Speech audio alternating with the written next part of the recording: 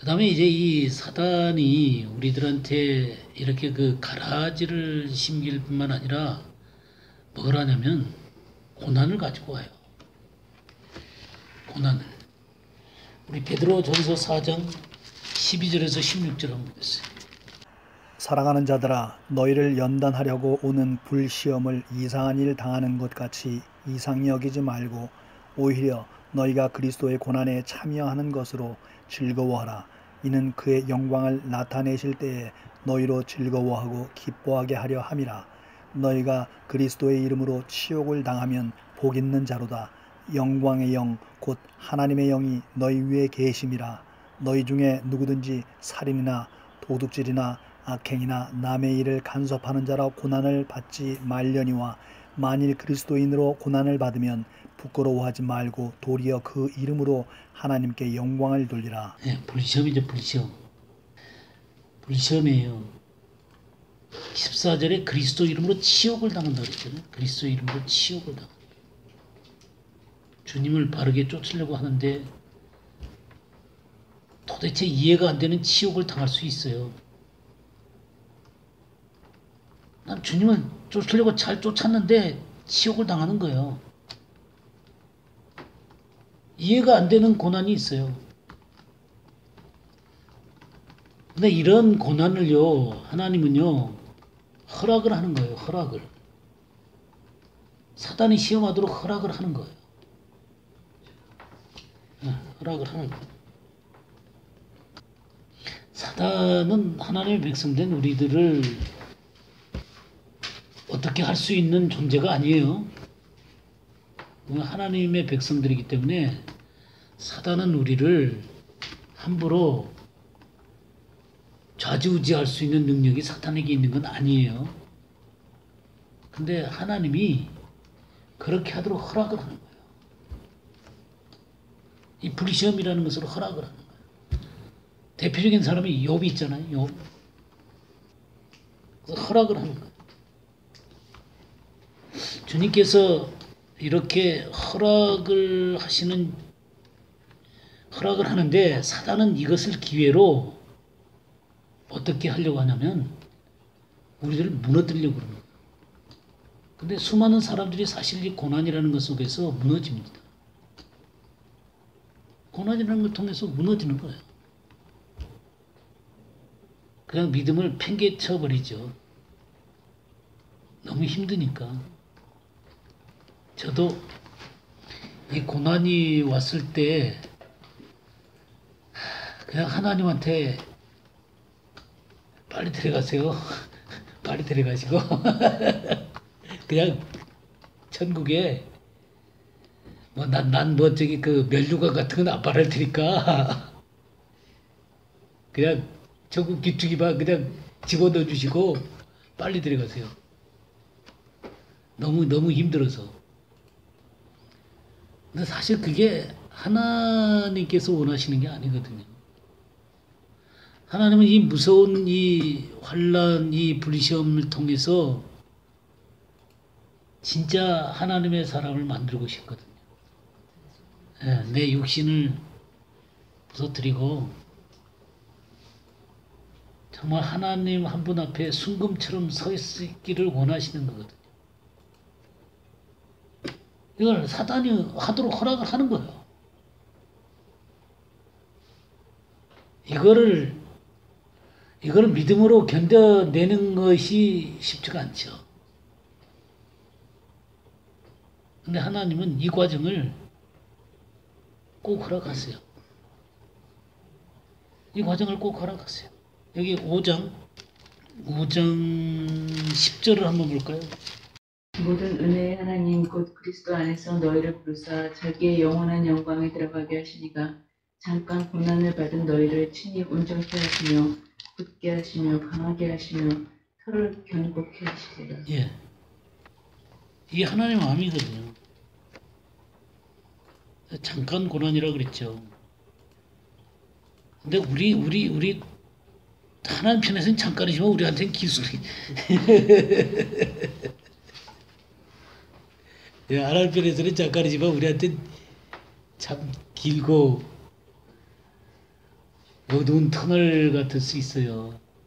근데 여기 친히 온전케 하시며 굳건하게 하시고 강하게 하시고 터를 견고하게 하셔서 하나님의 사람으로 세우시는 거예요. 근데 사실 많은 사람들이 믿음과 인내를 지키질 못해요. 네, 믿음과 인내를 지키지 못해요. 네, 사단의 방법이죠. 사단의 방법이에요. 많은 사람들이 이 환난이나 이런 것이 올 때 믿음을 포기한다면 이게 돌짝밭이죠. 이게 돌짝밭이에요. 또 어떤 게 있어요? 누가복음 8장 14절 한번 볼까요? 그에게 들어졌다는 것은 말씀을 들은 자이나 친애는 종이생의 염려와 재물과 향락의 기운이 막혀 온전히 결실하지 못하는 자예요. 예, 여기 이생의 염려, 재물, 향락. 여기 어때? 이생의 염려가 쉬워요? 재물이 쉬워요? 향락이 쉬워요?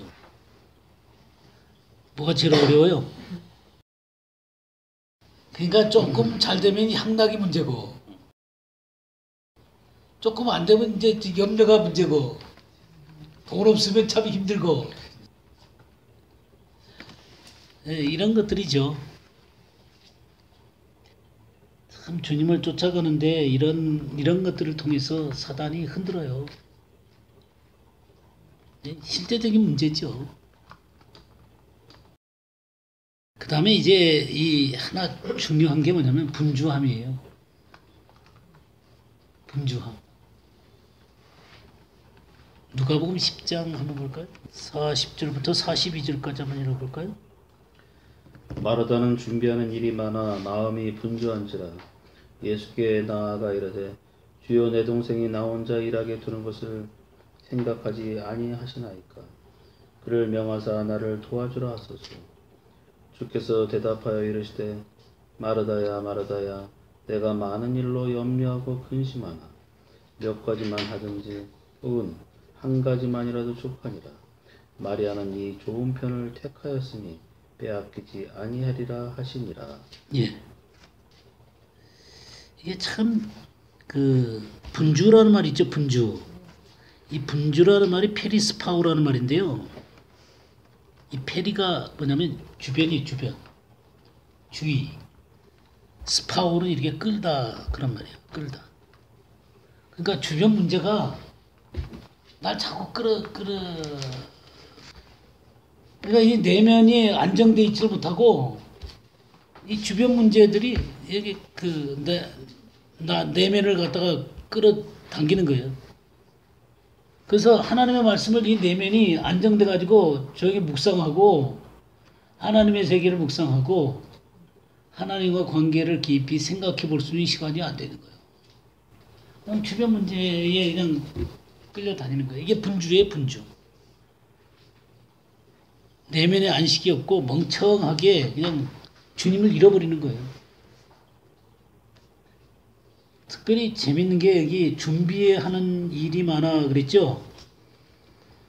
40절에 준비하는 일 그랬죠? 그 이자 해놓고 그 밑에 뭐라 그랬어요? 봉사하는 일 그랬죠? 이게 디아코니아예요, 디아코니아. 디아코니아. 봉사. 이게 디아코노스에서 왔거든요. 이 디아코노스라는 게 목사, 집사, 뭐 선생 그거 같은 얘기들이에요. 그러니까 교회에 사는 여러 가지 봉사들이 있죠. 이 봉사하는 일이 많아가지고 마음이 분주한 거예요. 그러니까 주님의 일을 열심히 한 나머지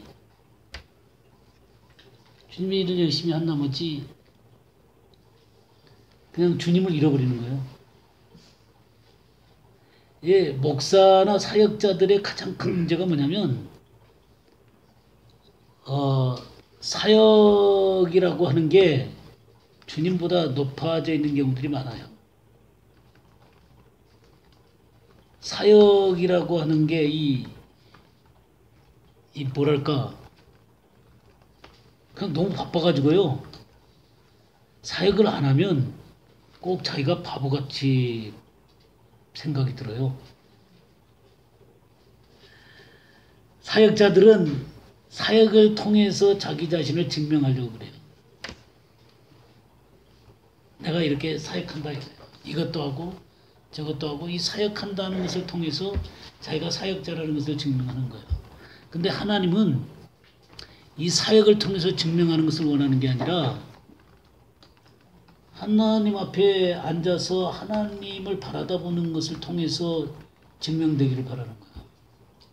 이 내면이 정말 하나님의 말씀을 통해서 하나님을 쳐다볼 줄 아는 사람이 진짜 하나님의 사역자가 되는 거예요. 여기 염려, 근심 41절에 보면 마르다야 마르다야 내가 많은 일로 염려하고 근심한다 그랬죠. 예? 마음이 요동하는 거예요. 요동. 마음이 근심이라는 게 마음이 요동을 의미하는 거예요. 마음을 막 흔들리는 거예요. 마음이 나누이고 흔들리는 거예요. 42절에 몇 가지만 하든지 혹은 한 가지만이라도 족하니라 그럴 거 3자 써놨죠? 3. 밑에는 뭐라 그랬어요? 한 가지만으로도 족하니라가 돼 있다. 한 가지만으로도 족하다. 한 가지만으로도 족하다. 그러니까 필요한 것은 한 가지뿐이다 그 말이에요. 필요한 것은 한 가지뿐이다. 킹제임스역은 필요한 것은 한 가지뿐이다 그렇게 돼 있어요. 네, 킹제임스역은 필요한 것은 한 가지뿐이다 그렇게 돼 있어요. 그 한 가지가 뭐예요? 네, 하나님 말씀 앞에 있는 것이죠. 이것저것 주님을 위해서 봉사한다고 바쁜 나머지 주님을 잃어버리게 되는 것들에 대해서 주님이 경계를 하는 것이죠. 그러니까 이게 마르다가 하는 거예요. 마르다가. 그러나 정말 주님이 원하시는 것은 하나님 말씀 앞에 앉아서 말씀을 듣는 거예요. 여기 우리 마태복음 13장 48절 한번 볼까요? 그물에 가득함에 물가로 끌어내고 앉아서 좋은 것은 그릇에 담고 못된 것은 내버리느니라. 예. 여기 이제 각종 물고기를 모는 그물을 갖다 그랬잖아요. 천국이. 그래서 이 하나님의 각종 물고기를 모는 그물, 그러니까 씨줄과 날줄로 엮여진 하나님의 말씀의 그물을 갖고 바다에다 던지는 거예요. 그러니까 물가로 끌어내가지고 이 앉아서가 바로 마리아가 앉아있는 것하고 똑같은 단어예요. 같이죠. 예. 마리아가 앉아있는 것하고 똑같은 거예요. 앉아서 좋은 것은 그릇에 담고 못된 것은 내버리니라. 이 그릇이란 말이요. 안게이온이란 말이에요. 안게이온. 근데 이 안게이온이란 말이 딱 2번 나오거든요. 신약에 딱 2번 나오는데 한 번이 언제 나오냐면 열 처녀 가운데 지혜로운 처녀가 기름을 준비한 그릇 있죠. 이게 안게이온이에요. 안게이온. 기름 준비가 되는 거예요. 그러니까 이 좋은 물고기를 집어넣는 그릇. 이 좋은 물고기는 뭐냐면 기름 부음 가운데 들어간 사람들을 얘기하는 거예요. 그러니까 기름이 가득 차 있는 그릇 가운데 이 좋은 물고기가 생기는 거예요. 그러니까 이렇게 하나님의 말씀 앞에 앉아서 말씀의 기름 부음, 성령의 기름 부음이 있을 때 좋은 물고기가 되는 거예요. 그래서 지혜로운 여인이 됩니다. 그게 주님을 맞이할 준비를 하게 되는 것이죠. 좀 앉아서 주님을 좀 쳐다볼 줄 알아야 돼요. 주님의 말씀을 듣고 말씀을 연구하고 말씀의 기름 부음 가운데 충만하게 내 자신이 젖어 들어가야만 주님과 깊은 연합이 되어지게 되는 거예요. 이 분주함들이 제해지고 하나님의 세계를 밝히 볼 수 있는 눈이 생기는 거예요.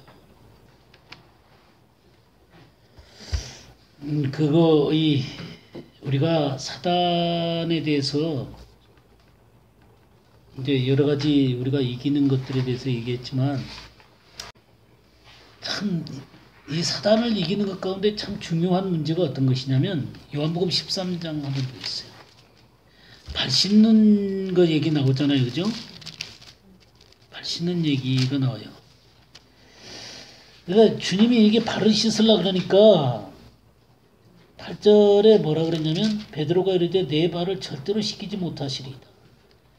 예수께서 대답하시되 내가 너를 씻어주지 아니하면 내가 나와 상관이 없느니라. 그러니까 주님과 이 깊은 교제 가운데 들어가기 위해서는요. 이 발 씻음이라는 게 필요해요. 이게 안 되면 주님과의 이 깊은 교제 가운데 들어가는 것이 어려워요. 그리고 정말 깊은 기름 부분 가운데 들어가기가 어렵습니다. 그러면서 주님이 뭔 얘기를 하냐면 12절에 보면 그들이 발을 씻으신 후에 옷을 입으시고 다시 앉아 그들에게 이르시되 내가 너희에게 행하는 것을 너희가 아느냐? 발 씻는 것. 그건 사람들이 이제 이 온몸 씻는 것과 발 씻는 것 얘기하면서 온몸 씻는 건 구원받는 거고 발 씻는 거는 자백이다 이런 식으로 가르친단 말이야. 자백하는 거. 주님 앞에 죄를 범했을 때 자백하는 거. 이런 식으로 가르친다. 이건 주님의 가르침하고 전혀 상관이 없어요. 14절에 내가 주와 또는 선생이 되어 너희 발을 씻었으니 너희도 서로 발을 씻어주는 것이 옳으니라. 이건 서로 발 씻는 거예요. 그러면서 17절에 너희가 이것을 알고 행하면 복이 있다 그랬어요. 이 발 씻음이라고 하는 게 주님 안에서의 형제와 자매들이 이 더러워진 발을 씻어주는 거예요. 더러워진 발을 씻어주는 거예요. 하나님의 말씀과 그리스도 안에서의 교제로 서로 간에 더러운 것들을 씻어주는 거예요. 회복과 세움을 의미하는 거예요. 그러니까 하나님의 말씀을 통해서 회복과 세움을 얘기하는 거예요. 단순하게 뭐 온몸을 씻었으니까 그 다음에 자백이 필요하다. 지금 이 얘기가 아니에요. 이 요한복음 13장 얘기는 그냥 자백 얘기가 아니에요. 주님과 상관이 없는 거예요. 그러니까 이 발 씻음이 안 되면 주님과 상관이 없다 그랬어요. 주님 안에서 진정한 성숙이 없고 주님과 깊은 교제 가운데로 들어갈 수가 없는 거예요. 그러니까 영적인 생활을 할 수가 없습니다. 이 영적인 생활을 할 수 있는 것은 형제가 가서 발을 씻어줄 때, 이 더러워진 발을 씻어주고 회복을 시켜주시고 주님 안에 세워줍니다. 예, 그러니까 하나님의 말씀을 통해서 씻어주는 거예요. 씻어준다는 것은 그 사람이 잘못된 것을 이렇게 잘라준다든가 또 부족한 부분들을 메꿔준다든가 그렇게 해서 그를 세우는 거예요. 회복시켜주고 그 다음에 점점 장성한 분량으로 하나님의 말씀을 가르쳐서 세워주는 거예요. 이게 돼야 되는 거예요. 그게 발 씻는 거예요. 그러니까 성경에 연락하고 상합한다 그랬잖아요. 그 연락하고 상합하는 게 발 씻음이에요. 이걸 알고 행하면 복이 있다고 그랬어요. 그러니까 우리가 사단의 괴격 가운데 때때로 넘어질 수도 있어요. 근데 형제자매들의 발 씻음이 필요한 거예요. 회복이 필요하고 세워주는 게 필요한 것이죠. 이 더러운 발을 깨끗하게 씻어주는 이 작업이 이게 몸 안에서 이루어지는 거예요. 예수 그리스도의 몸 안에서 이루어지는 거예요. 그리고 한 가지 더 얘기를 하고 싶은 게 있어요. 마태복음 26장 40절입니다. 제자들에게 오사 그 자는 것을 보시고 베드로에게 말씀하시되 너희가 나와 함께 한 시간도 이렇게 깨어 있을 수 없더냐. 지금 겟세마네 동산에서 주님이 기도할 때 나와 함께 1시간도 이렇게 깨어 있을 수 없더냐. 딱 1시간 얘기하는 거 아니죠? 딱 1시간 기도하는 거 얘기하는 거 아니죠, 그죠? 그러니까 주님께서 기도해야 되는 그 시간 가운데 같이 네가 기도하지 않았다는 것이죠. 바로 깨어 있는 삶을 살기 위해서 주님과 함께 이렇게 깨어서 기도하는 이게 필요한 거죠. 기도는 쉬운 거 아니에요. 그렇지만 기도하셔야 됩니다. 이게 이 겟세마네 동산에서 주님과 함께 깨어서 기도하는 이 1시간. 이게 깨어있도록 하는 거예요. 사단에게 넘어가지 않는 것이죠. 우리가 이 수요일날에 이렇게 하나님의 말씀을 배우잖아요. 배우는 것은 우리들한테 자극이 되고 또 깨우침이 되고 또 주님 앞에 나아가는 어떤 길들을 얘기해 주지만 그 다음에 나가는 건 누가 나가야 돼? 내가 나가야 돼. 기도의 자리로 나가고 말씀을 묵상하는 자리로 나가고 우리 이 시간들이 굉장히 필요해요. 발씻음이 필요해요. 발씻음이 필요하죠. 저도 이 시간을 위해서 기도 많이 하고 준비 많이 하고 그래요. 그렇지만 제가 하는 것만으로 되는 거 아니잖아요. 여러분도 주님 앞에 서셔야 되는 거잖아요. 그러니까 여러분이 장성한 분량으로 쓰셔서 또 다른 영혼들에게 그렇게 하셔야 되는 거죠. 바로 사단은 우리가 온전하게 하나님 앞에 서 있기를 원하지 않아요. 그럼 내가 온전하게 서 있지 않으면 하나님 나라가 온전하게 서 있지 못하게 돼요. 그게 삼켜지는 거예요. 그러니까 삼켜지지 않도록 그러니까 사단은 온갖 계계를 다 부리는 거죠. 분주하게도 만들고 그냥 시험도 주고 또 유혹도 주고 그 거짓말도 하고 1시간도 깨있을 수 없다. 예, 1시간. 이게 참 중요해요. 주님하고 나하고 은밀한 기도의 시간 이게 참 중요합니다. 오늘 여기까지 하죠. 사단의 우리 대적들에 대해서 공부를 좀 했습니다.